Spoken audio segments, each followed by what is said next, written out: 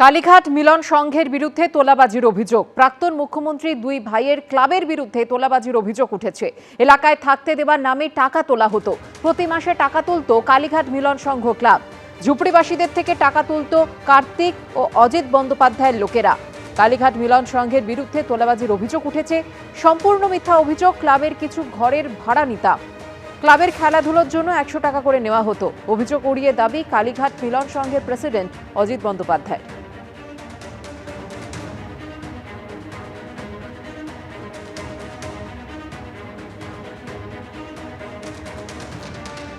Harish Chatterjee road, সেখানে যারা এখানকার ইসলাম এরিয়া যারা বাসিন্দা তারা বলছেন তারা একেবারে তালিকা নিয়ে বসে আছেন এবং কালীঘাট মিলন সংঘের স্লিপে তাদেরকে দিনের পর দিন এখানে ভাড়া দিতে হয়েছে। এখন স্থানীয়রা জানাচ্ছেন যে এই জায়গা কলকাতা পোর্ট ট্রাস্টের অন্তর্গত, তাহলে কালীঘাট মিলন সংঘ কেন দিনের পর দিন এই টাকা নিয়ে গিয়েছে? অনেকেই বলছেন এটা তোলাবাজির টাকা, এমনটাই তাদের বক্তব্য। আমাদের তো ছাদ ভেঙে গেছে। কি বলেছিল?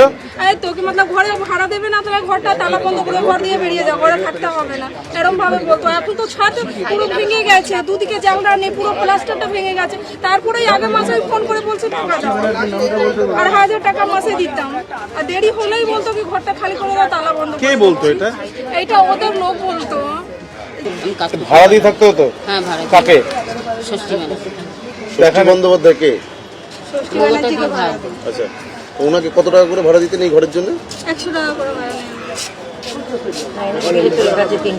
এই কালীঘাট মিলন সংঘের পেটে হ্যাঁ, এই টাকাটা কে নিয়ে যেত? ওনাদের লোক ষষ্ঠীটা কখনো আসতো, কখনো লোক পাঠাতেন, লোক নিয়ে যেত। কেন ওনারা ভাড়া নিতেন কেন? এই জায়গাটা কি কালীঘাট মিলন সংঘের বা কারোর নির্দিষ্ট প্রপার্টি নাকি? আমি শুনেছি তো আগে নাকি আমাদের নিজেদেরই ঘর ছিল, কিন্তু এখন তো ভাড়া বলছে সবাই। পুরো ফ্যামিলিকে দিতে হয় এরকম টাকা? আমাদের এখানে যত বস্তিটা আছে পুরো বস্তিটাকে সম্পূর্ণ মিথ্যে কথা। আমাদের ক্লাবের কিছু ঘর আছে, সেইগুলোর ভাড়া আমরা নিতাম। ভাড়া মানে ডোনেশন হিসাবে ক্লাবের ফর দ্য ডেভেলপমেন্ট অফ আর ক্লাবের খেলাধুলার জন্য আমরা 100 টাকা নিতাম। 100 টাকার জন্য কেউ তোলাবাজি করে? যারা বলছে তাদের মধ্যে উদ্দেশ্য প্রণোদিত হয়ে কোনো কথা বলছে। ক্লাবের জায়গাতেই এই করি। দেখো, এটা তো আর নয়, 1944 সেই থেকে চলছে। সীমান্ত এলাকায় বিএসএফকে দ্রুত ফেন্সিং এর কাজ শেষ করতে হবে। উপদ্রুত এলাকায় চাই ত্রিস্তরীয় ফেন্সিং। প্রয়োজনে আরও আধুনিক যন্ত্র আনতে হবে। সূত্রের খবর, অনুপ্রবেশ ঠেকাতে উত্তরকন্যার বৈঠকে এই সমস্ত নির্দেশ দিয়েছেন কেন্দ্রীয় স্বরাষ্ট্রমন্ত্রী অমিত শাহ। উঠে এসেছে চিকেন নেকের নিরাপত্তার প্রসঙ্গ। অনুপ্রবেশ ঠেকানো মোদী সরকারের কাছে অন্যতম চ্যালেঞ্জ। পশ্চিমবঙ্গে ভোটের আগে এই কথা বারবার বলে এসেছেন বিজেপির নেতারা। हमारी सरकार घुसपैठ के प्रति जीरो टॉलरेंस की नीति से आगे बढ़ेगी। मैं पश्चिम बंगाल की जनता को भरोसा दिलाना चाहता हूं, एक बार पूर्ण बहुमत की भारतीय जनता पार्टी की सरकार बनाइए।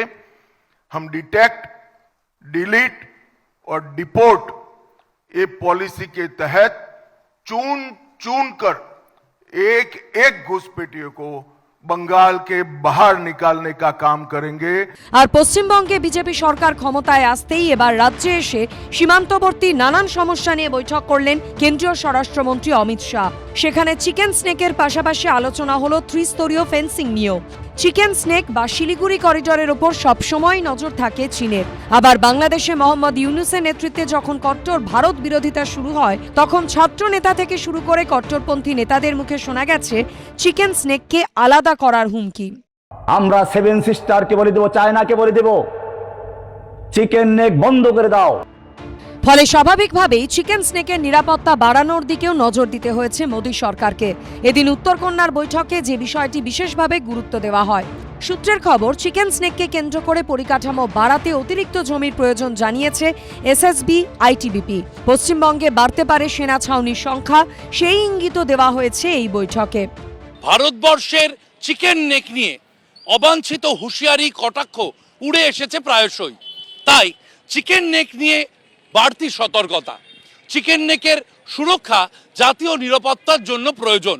সেই চিকেন নেক নিয়ে চিকেন নেকের অদূরে বসেই উত্তরকন্যায় কেন্দ্র ও রাজ্যের বিভিন্ন সংস্থার সঙ্গে বৈঠক করলেন দেশের স্বরাষ্ট্রমন্ত্রী অমিত শাহ।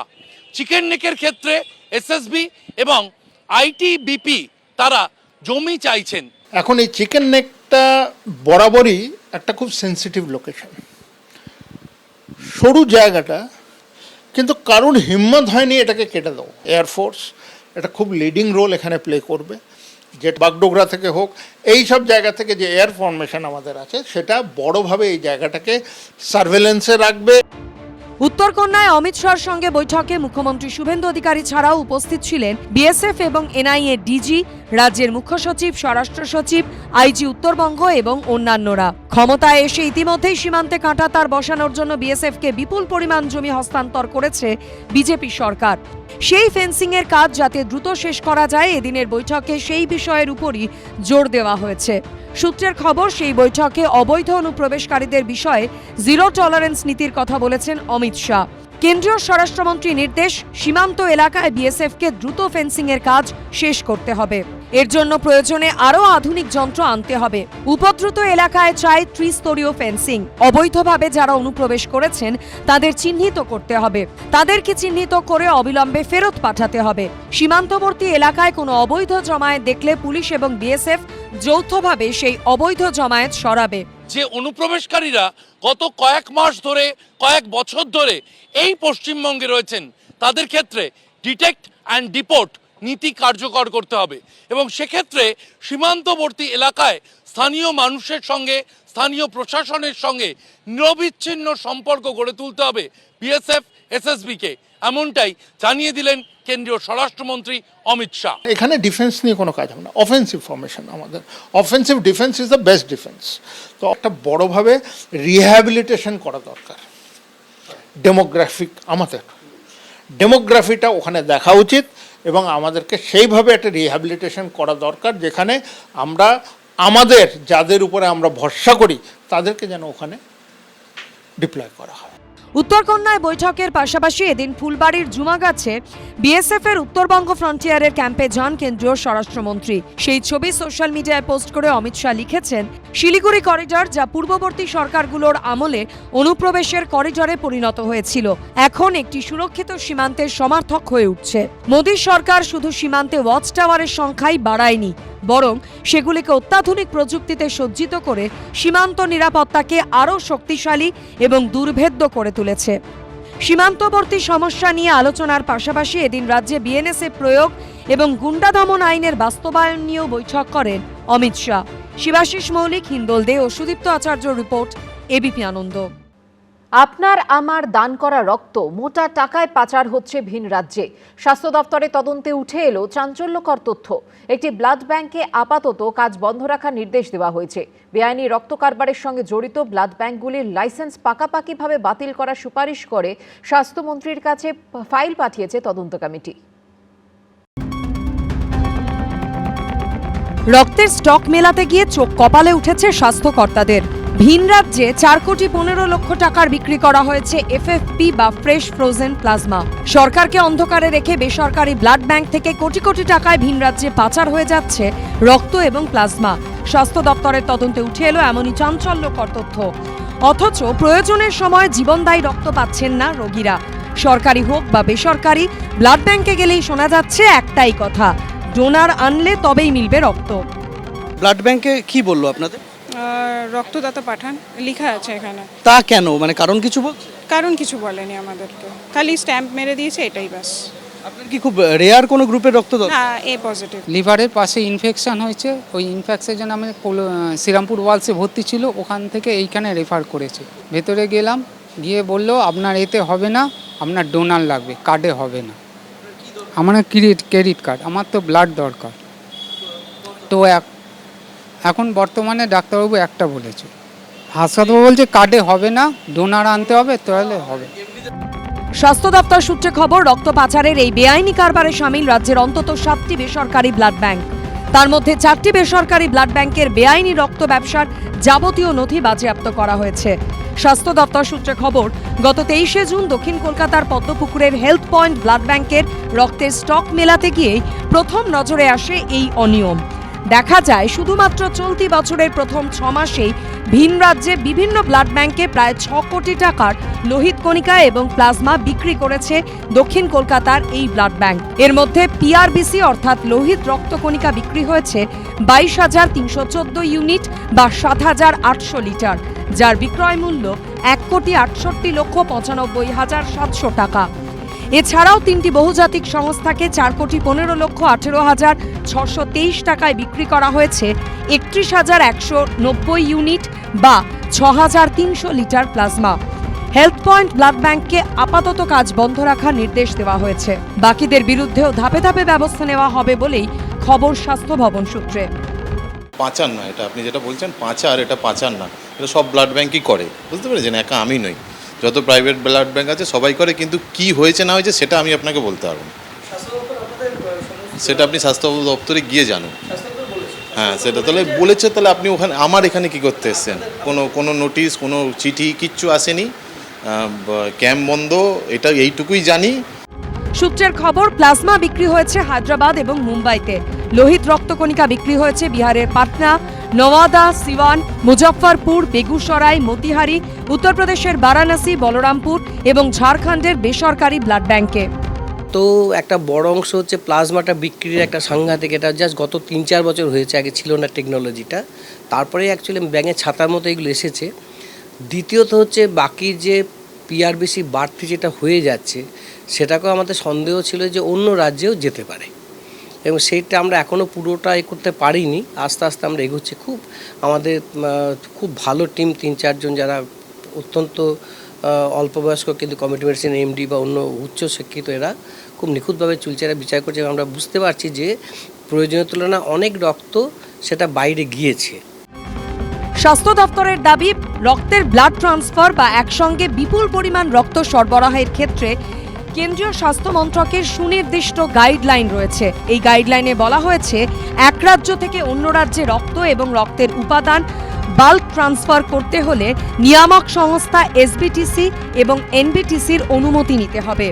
এক্ষেত্রে যা মানা হয়নি বলেই দাবি স্বাস্থ্য ভবনের। বেআইনি রক্ত কারবারের সঙ্গে জড়িত ব্লাড ব্যাংকগুলির লাইসেন্স পাকাপাকিভাবে বাতিল করার সুপারিশ করে স্বাস্থ্যমন্ত্রীর কাছে ফাইল পাঠিয়েছে তদন্ত কমিটি। সন্দীপ সরকারের রিপোর্ট, এবিপি আনন্দ, কলকাতা। বুলডোজারে গুঁড়িয়ে দেওয়া হলো অভিষেক বন্দ্যোপাধ্যায়ের আমতলার অফিস। দক্ষিণ 24 পরগনা জেলা পরিষদের দাবি, ডায়মন্ড হারবারে তৃণমূল সাংসদের কার্যালয়টি অবৈধভাবে তৈরি। জোড়া নোটিশের পরেও কেউ শুনানিতে হাজির না হওয়ায় করা হলো বুলডোজার অ্যাকশন।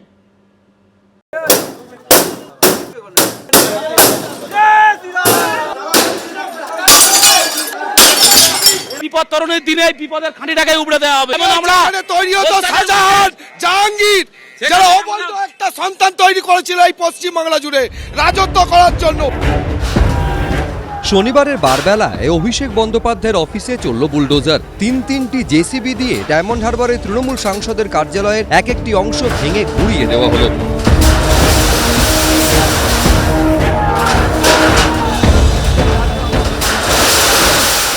অভিযোগ, দক্ষিণ 24 পরগনার আমতলায় অভিষেক বন্দ্যোপাধ্যায়ের এই অফিসটি বেআইনিভাবে তৈরি করা হয়। এ নিয়ে 15 জুলাই শুনানির জন্য জোড়া নোটিশ দেওয়া হলেও কেউ হাজির হননি বলে প্রশাসনের দাবি। যে এই হচ্ছে দুটি নোটিশ, দেখো, একটা হচ্ছে 30/6/2026, একটা হচ্ছে 7/7/2026, এবং সেই নোটিশে স্পষ্ট করে এখানে লেখা রয়েছে, যেটা নোটিশটা দেওয়া রয়েছে হিয়ারিং নোটিশ, এবং সেখানে Amit Bandyopadhyay, director leaps and bounce private limited, এবং ওনাকে উদ্দেশ্য করে এই নোটিশ এবং হিয়ারিং নোটিশ, এবং সেখানে বলা হচ্ছে এই ঠিকানার কথা উল্লেখ করে প্লট নাম্বার করে 509, 512 এই প্লট নাম্বার, খতিয়ান নাম্বার দিয়ে বলা হচ্ছে যে 15/7/2026 দুপুর 2টোয় হিয়ারিংয়ের জন্য ডাকা হচ্ছে। এরপরই শনিবার বেআইনি নির্মাণ ভাঙতে বুলডোজার দিয়ে শুরু হয় অ্যাকশন। অভিষেক বন্দ্যোপাধ্যায় সাংসদ কার্যালয় ডায়মন্ড হারবারে এই যে 5তলা কার্যালয় রয়েছে, সেই কার্যালয়তে সম্পূর্ণ বন্ধ অবস্থাতে ছিল কার্যালয় নির্বাচনে ফল ঘোষণার পর থেকে, এবং সেই কার্যালয় আজকে সকাল থেকে পুলিশের অ্যাকশন দেখতে পাই আমরা। এবং কিছুক্ষণ আগেও আমরা বলছিলাম যে বিষয়টা জেলা প্রশাসন জানাচ্ছিলেন, তাদের সিদ্ধান্তের কথা কিছুক্ষণের মধ্যে জানাবে। তারা জানিয়েছেন যে এই কার্যালয় যে নির্মাণ হয়েছিল সেই নির্মাণ বেআইনিভাবে হয়েছিল, কোনো রকমভাবে প্ল্যান ছিল না বলে প্রশাসনের দাবি। এখানে যে অবৈধভাবে যে বিল্ডিংটা লিপস অ্যান্ড বাউন্সের নামে করেছেন, কোনো কিছু পারমিশন নেই, যে অবৈধভাবে বিল্ডিং করেছেন, 5তলা বিল্ডিং লিপস অ্যান্ড বাউন্সের নামে যেটা ছিল সেইটাকে ভাঙার জন্য প্রশাসন ডিস্ট্রিক্ট ম্যাজিস্ট্রেট নির্দেশ দিয়েছেন। শনিবার অভিষেক বন্দ্যোপাধ্যায়ের আমতলার অফিস ভাঙা শুরু হতেই উচ্ছ্বাসে ফেটে পড়েন এলাকার বিজেপি কর্মীদের একাংশ।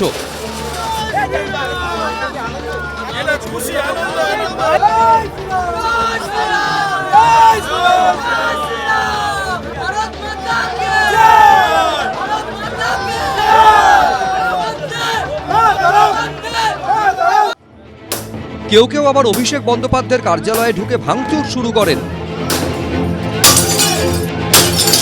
স্থানীয়রা কয়েকজন তারা হচ্ছেন একেবারে বিজেপি কর্মীরা, তারা হচ্ছে হাতুড়ি নিয়ে এসে এই মুহূর্তে অভিষেক বন্দ্যোপাধ্যায় কার্যালয়ে তারা ভাঙতে শুরু করেছে। মানুষকে যা জ্বালিয়েছে, মানুষের যা অত্যাচার করেছে সেই ক্ষোভে। কাউকে আবার দেখা যায় অভিষেক বন্দ্যোপাধ্যায়ের অফিস থেকে ল্যাপটপ বের করে আনতে। ল্যাপটপ আছে, এখানে আমাদের সন্দেহ আছে কিছু তথ্য থাকতে পারে, গরু পাচারে কিছু তথ্য থাকতে পারে বলে আমাদের সন্দেহ আছে, আমরা পুলিশের হাতেই তুলে দেবো না। অবৈধ এমপি অফিস, ও এখানটায় এই রাতারাতি একটা বেকারিকে পুড়িয়ে, সেই বেকারিটাকে পুড়িয়ে 4তলা অবৈধ বিল্ডিংটা করে, যার কোনো পারমিশন ছিল না, এবং ওই জমিটা কেনা হয় লিপস অ্যান্ড বাউন্সের নামে। সেই জমিটাকে ইডি সিজ করে গেছে। আর যারা বলছেন অবৈধ, 15 তারিখ হিয়ারিং এর জন্য ডাকা হয়েছিল, সেখানেও আমাদের প্রতিনিধিরা গেছিল, এবং কিসের বেসিসে কমপ্লেনটা ফাইল হয়েছে সেই কমপ্লেনের কপি জেলা প্রশাসন দিতে পারেনি। অভিষেক বন্দ্যোপাধ্যায়ের অফিসে বুলডোজার চলাকালীন এলাকার এক পঞ্চায়েত সদস্যকে ঘিরে নতুন করে উত্তেজনা তৈরি হয়। ওই তৃণমূলের পঞ্চায়েত সদস্যের পিছু ধাওয়া করে তাকে হঠানো হয়।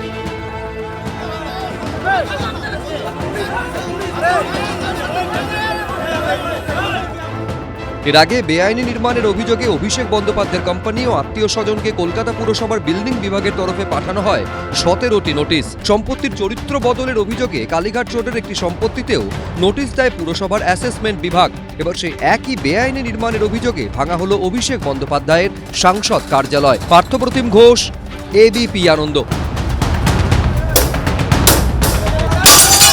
এবিপি আনন্দ, এগিয়ে থাকে, এগিয়ে রাখে।